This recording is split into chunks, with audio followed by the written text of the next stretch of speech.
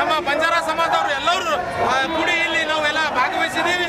ಹಾಗೂ ಈ ಬರೋ ದಿನದಲ್ಲಿ ಏನು ಸರ್ಕಾರ ಇದಕ್ಕೆ ಕಡಿವಾಣ ಮಾಡುತ್ತಂದ್ರೆ ಒಳ್ಳೆಯದು, ಇಲ್ಲಂತಂದ್ರೆ ನಾವು ಬರೋ ದಿನದಲ್ಲಿ ಬಹಳ ದೊಡ್ಡ ಉಗ್ರವಾದ ಹೋರಾಟ ಮಾಡ್ತೀವಿ ಅಂತೇಳಿ ಈ ಸಂದರ್ಭದಲ್ಲಿ ನಾವು ಹೇಳಕ್ ಇಷ್ಟಪಡ್ತೀವಿ.